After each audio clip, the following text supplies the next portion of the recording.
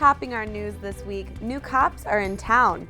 Despite the headlines and controversy with officers we've seen across the country, there are still some in Shelby Township eager to serve. We'll bring you more on their swearing-in ceremony and commitment to our community. Charlie?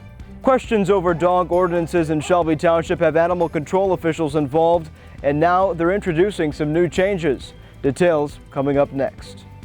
And police need your urgent help in a missing teen case that's at a stalemate. Find out how you can help. Nick? Election season means one thing: campaign signs. And they've been covering most street corners in Shelby Township and neighboring communities, but some have been disappearing. Where they're going next. It's all coming up on this edition of Shelby This Week.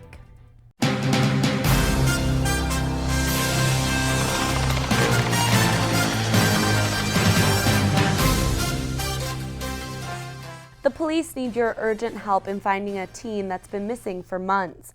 Take a good look at this picture. This is 19-year-old Stephen McPhee. He was last seen leaving his parents' home on Walden Drive in Macomb Township on Thursday, March 10th. The Macomb County Sheriff's Office has exhausted all leads and needs your help in locating Stephen. Anyone who may have seen him or knows his whereabouts is asked to call police. The city of Roseville is reporting some sad news. The fire chief confirms 5 people have died from heat-related causes last week during that temperature surge. Cause of deaths include heart attacks and difficulty breathing, all directly related to stress from the temperatures. Health officials want to remind you to stay hydrated and utilize resources to remain cool during this stretch of hot weather. One of those designated cooling centers for the public is Shelby Township's own community center. Sizzling summer temperatures keep us inside the house, but how about our pets? Dozens of Shelby Township residents are lobbying the board after they discovered a group of beagles living outside. They say the ordinance in the township doesn't go far enough to protect these pets. Charlie Cadotto brings us both sides. Kelly, that's where the debate starts and ends. Are dog ordinances in Shelby Township strong enough? Animal control is now involved in a controversy that started online and ended up in Shelby Township's boardroom. New regulations in Shelby Township come just a few weeks after social media posts shed light on these beagles. Online animal activists allege these beagles were not being treated right, staying outside in the hot and in small boxes. You see the dogs in the back. They're on a trailer type structure, and they're just in a small box. But the dog owners say they're used for hunting. This whole debate spread quickly and ended up before Shelby Township board members. In response to the controversy, the township implemented brand new Macomb County animal control regulations. So what's in the ordinance is how we keep animals, where we're allowed to keep the actual animals, like dogs, cats, exotics. Most cities and townships in the county already have these regulations in place. Chief Randazzo from Animal Control tells me he's glad Shelby Township is moving forward and working proactively. At the end of the day, the best thing that came out of all of this is that Shelby Township adopted the regulations. Randazzo says he hopes the township will also consider the humane pet proposal, additional regulations which would limit commercial sales and commercial breeders. Back to those beagles, Randazzo says they're in an undisclosed location and they're doing okay. For Shelby This Week, I'm Charlie Cadotto. It was just a couple of weeks ago the community came together to honor Officer Michael Kroll, a Redford Township native who died in the Dallas police ambush. As stories like that attack make headlines, along with the killings of black people at the hands of police officers, Stacy Sansatera brings us a story on why there are some people here in Shelby Township still eager to serve on our police force. Look around you. It's almost unavoidable. A deadly struggle between police in Louisiana and the man they were trying to arrest. It's all over the national media, but in Shelby Township, police say it's a different story. In this community, that 97 to 99% of the people support our police officers 100%. In fact, 5 new officers are joining the team for a good reason. This is an extremely noble profession. I believe in my heart the most noble profession of all of them. I'm very proud of our young officers that are coming here, and everybody that works here who on a daily basis is here to keep our township safe, and they do a great job at it. According to the Southeast Michigan Council on Governments, a township this size should have about 90 officers, but there are only 58. 5 new hires, and our staff is depleted. We're down to 62 sworn officers. Of those 62, 3 of them are deployed to the military right now for the entire calendar year of 2016. So we're basically running with 59 guys. We have 1 officer on long-term disability right now, so we're down to 58 guys, and we're struggling. And the officers have no idea what they're in for. Food, drinks, and something as simple as a hug. What we want is the support and love from the community, and that's what we're getting. We're getting a lot of hugs from people also. That's stuff that I really care about and my staff cares about. Another thing the chief says he cares about is educating the future to respect the men and women in blue who keep us safe. The most important thing here is to train your children that we are here, we're here to help us. We're the guardians. We're not what they're painting us to be. This is a complete lie. And that's all we would ask, is make sure the children understand that we're here to help. For Shelby This Week, I'm Stacy Sansatera.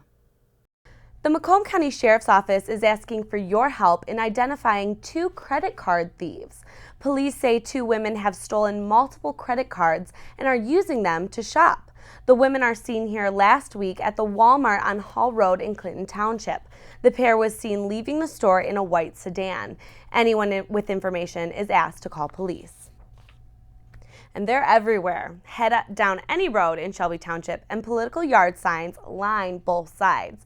Our Nick Buckler tells us all about these signs and the consequences that come with them. Drive up and down Van Dyke and you are sure to find political campaign signs lining the street. But that doesn't give you the right to remove them. Although there haven't been any confirmed cases of stolen or vandalized signs in Shelby, there have been in surrounding communities. This goes on everywhere. It goes on in all these communities around the country. For whatever reason, in politics, it draws out some of the best in people and sometimes some of the worst. Some signs have been removed by township ordinance enforcement for placing signs in illegal zones. However, those signs are taken to municipal recycling areas where candidates can pick them up if they wish. As far as what happens if you are caught taking signs, the chief has a strict message. The police department is not going to get involved in politics. However, if you're breaking the law, we're going to enforce it. This is real easy. You can't do it. So if you get caught doing it, we're going to submit it to the Macomb County Prosecutor's Office. Now you'll only have to see these signs for another week or so, as they are to be removed by the candidate within a week following the August 2nd primary election. On Van Dyke, Nick Buckler, Shelby This Week.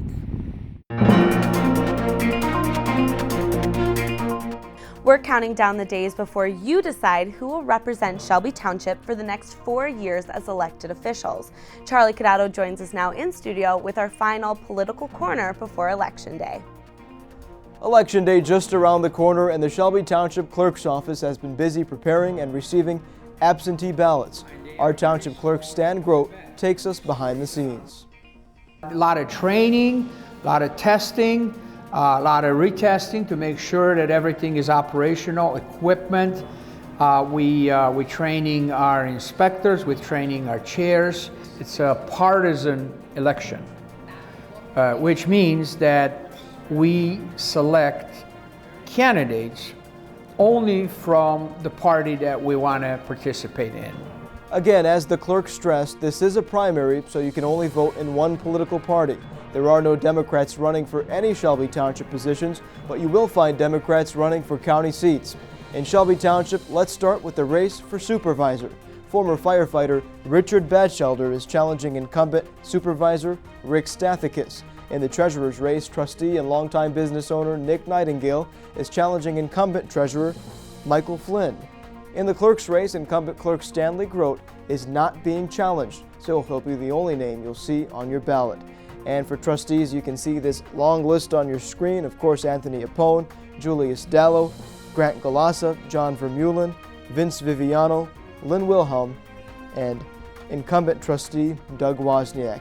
Shelby TV is making it easier on you to decide your picks. For a full list of candidates and video interviews with each of them, head over to shelbytv.org and click the Election 2016 tab. You'll find Meet the Candidate interviews and your Election Day guide to help you be prepared before you head to the polls. And remember, the primary elections on August 2nd is our regular election day for Shelby Township, so head to the polls on August 2nd.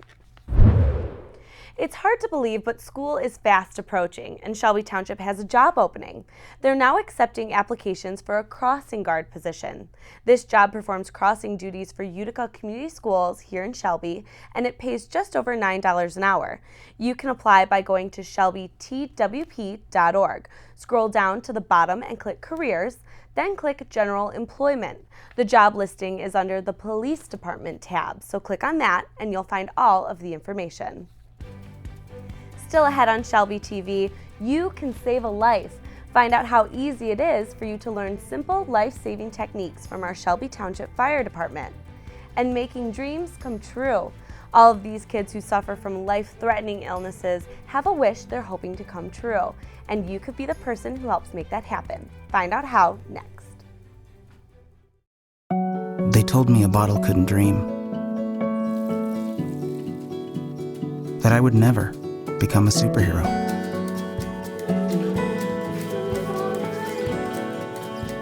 But I learned how to fly, just to come back in a new disguise and be the hero that I've always wanted to be.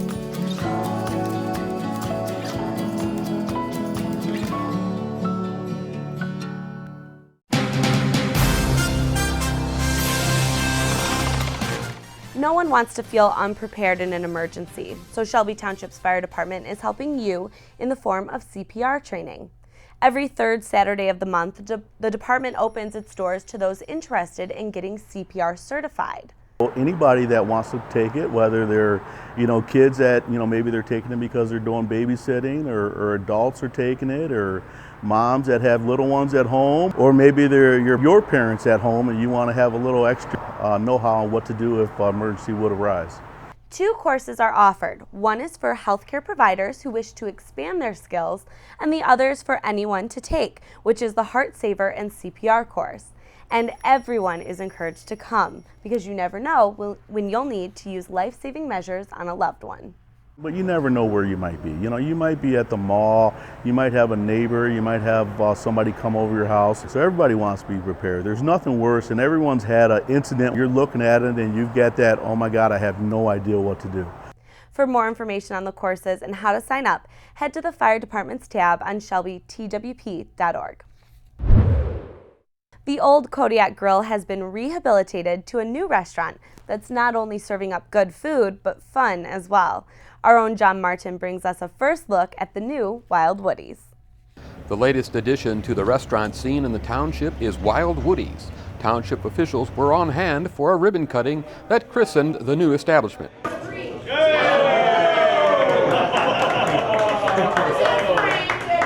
Wild Woodies here at Shelby Township, we're looking to be a destination spot. We have a variety of different games, life-size pool and unique things we have, custom painting throughout, live DJs every night, dancing, a lot of uniqueness to the place. We want people to come here from out of town, out of state, and see different things. We want them to kind of do as they will here. No rules. We have a life-size pool. It's a pool table that's 13 feet by 26 feet, and has volleyballs that are painted like pool balls, and you actually go up in the table and you kick it with your feet. It's something that no bar in Michigan has. Wild Woodies looks like a lot of fun. It's located at the southeast corner of Mound and West Utica Road near Joe Dumars Field House. For Shelby This Week, this has been John Martin reporting. The first phase of a $65 million redevelopment plan is complete with the grand opening of a brand new parking structure. Macomb County unveiled the $9.9 million structure that will serve the county employees and the public in downtown Mount Clemens. The 600-space structure will replace an aging parking facility near the court building. County Executive Mark Hackle says this redevelopment plan will bring new offices and renovations to the courthouse, and he hopes this is the start of making the downtown area more accessible and lively, like Detroit's Campus Martius. I want to add to the aesthetics of what we're doing here in downtown Mount Clemens, the excitement of what's happening. We see a little bit of it, obviously, when we look at Detroit. Here in Mount Clemens, there's no reason why we can't create that same kind of vibrancy, that same kind of excitement. And it would be good for not only the employees that are working here, the residents, but even the business people that are here in Mount Clemens. The new parking structure will be free to employees, and the public will be charged $1 per hour. Senior citizens, mark your calendars to celebrate the end of summer with the annual senior picnic at Riverbends Park. This is video from the senior picnic a few years ago. At this year's picnic, there will be games, bingo, prizes, and it will be catered by Vince and Joe's. And there's a theme. We are excited this year to do a country western hoedown, which is our first time to have a different twist on the picnic. So we'll have entertainment that is country western and a lot of fun. The picnic is on Wednesday, August 10th at 10 a.m. Tickets cost $12 and are going quickly. To order yours, you can call the Senior Center or just come in. The deadline to order your ticket is August 5th. Imagine just $25. It can buy quite a bit. A new shirt, a nice wallet, a good meal, but it can also make a child's biggest dream come true. The Rainbow Connection makes dreams come true for Michigan children with life-threatening illnesses. A child who's in Michigan who's been diagnosed with a life-threatening illness and has not received a wish from any other wish-granting organization is entitled to a wish. Our goal is to make sure that there's no child who is battling a life-threatening illness that is not receiving or anticipating the joy of their dream come true.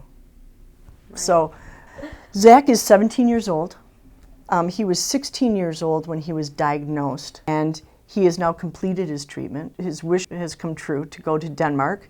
He wanted to go to Denmark because there was an exchange student that stayed with his family at the time that he was diagnosed. And they all went back to see him and to experience Denmark. It was very, very special. The Walk for Kids is at the new Jimmy John's ballpark, which was really just flat dirt when we started looking at it, thinking this would be a great location. Our hope is that people will come and just really make a cheer out for these kids, because that's the other part that we can share with our wish children. Here's all these people gathered, and all that goodwill is just working towards you feeling better, and you're not alone. They're not alone. Rainbow Connections Walk for Kids is on Saturday, August 20th at 5 p.m. at Jimmy John's Field. Participants not only get a shirt and refreshments, but they also get a ticket to the game after the walk. All of that money will go to the Rainbow Connection to help make kids' wishes come true. And another 5K is coming up, aimed to help those who serve our community. The first ever Back the Badge will benefit the Shelby Township Police Honor Guard, and it was created by someone who just loves to be active and wanted to help.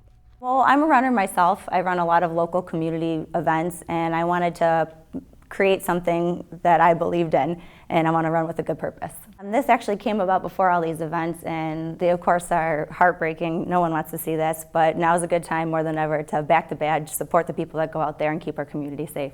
Back the Badge will be on Sunday, August 14th at Riverbends Park. Check-in starts at 7:30 a.m. and the race starts at 9. For more information, head to shelbytv.org. The U.S. Postal Service is celebrating the strong work ethic of Americans with brand new postage stamps. Postal Service officials say they wanted to highlight 4 iconic pickup trucks because they represent the country's rugged and reliable work ethic. The first is the 1938 International Harvester D2, which had a distinct barrel-shaped grille and an elegant style that mirrored the luxury cars of the era. Another stamp will show the 1948 Ford F1 pickup. This truck was famously advertised as built stronger to last longer. Ford sold more than 300,000 trucks in the first model year of the F-Series. The 1953 Chevrolet will be on the stamp as well. When this truck came out, it was roomier and more powerful than ever. This pickup had a large windshield, providing drivers with better visibility. And finally, the 1968 Ford F100 will grace the front of the final stamp. This is the year the F-Series got a facelift with a new grille, and it featured the twin I-beam independent from the front suspension, which improved the quality of the ride. The F-Series is still in production today and remains the country's top-selling truck line. For the new pickup trucks forever stamps, just head to our local post office or visit their website. Still ahead, raising money for an education initiative. As the police raise money for a new trailer that will be a major part in their education and training programs, local organizations are helping out. We'll tell you where their last big check came from. And up in the clouds, we took a ride in a different form of transportation. We'll tell you all about a man who's taken hot air ballooning up as more than just a hobby.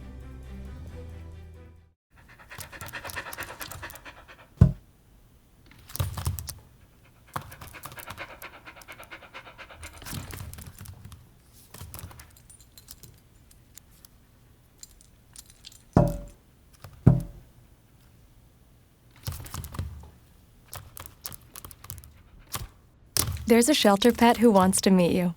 Meet one today. Visit theshelterpetproject.org. Adopt.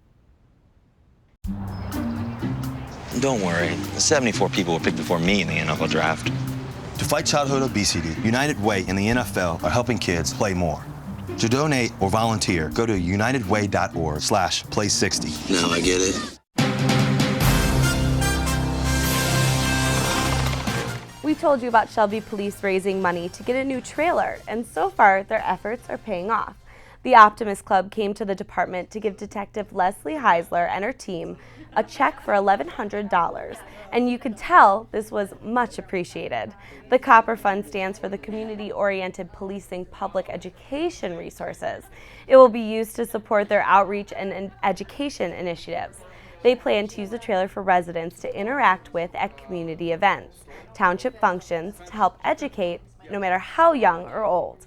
Right now the program has raised $2,100, but they still have a ways to go to $5,000, so they'll continue with their fundraising efforts. One man's trash is another man's treasure, and at a flea market, you can always discover some great finds. Shelby TV's Andrew Shelsky went to the Riverbend's flea market in a search of gems and to talk with those who are buying and selling them. Cleaning out the garage and having a yard sale can be one way of getting rid of some unneeded stuff and making a little bit extra money. The 8th annual Riverbend's Flea Market was a one-stop shop to do just that. Turnout's very good, I would say. A little bit better than average our usual years. I think maybe people are coming in early, get the good deals. We've seen lots of interesting things. We have all different kind of items here. Normal antiques, clothing, sporting goods, just runs the gamut here. Although the heat did deter some people, the diehards were out there to scoop up the big deals. Close to 55 vendors braved the sweltering sun and heat to sell their goods. On a beautiful Saturday, we used to be able to look up in the sky and see a few hot air balloons floating. We sat down with a local man who grew up in those baskets. He tells us why those sights are now less common in our area, but also how hot air ballooning is much more than just a sightseeing adventure.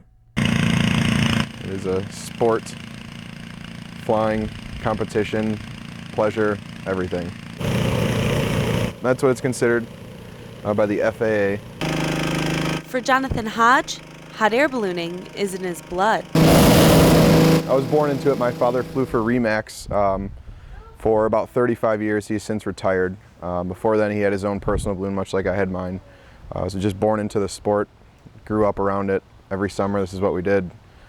Go all over the place flying balloons. So what happens is they'll get it caught here in the crown line or something. Growing up in Rochester Hills, this was more than just a hobby, but a way of life. Oh, good job. And now Hodge is passing his passion for hot air balloons on to his girlfriend's son, who obviously can't get enough. Is my basket clean now? Hot air balloon pilots are a tight-knit community, so Hodge is now flying with the men he once looked up to. It is a network, yeah. There's a lot of us. And those guys, they've been around for quite some time, flying. So they knew me when I was his age, just bopping around and hanging out and trying to help everybody. But yeah, it is definitely close-knit. There's not many people in this area that fly. I think within a 30-mile radius, you might have like 3 or 4 pilots that live there. And while you may think this is just a fun leisure activity,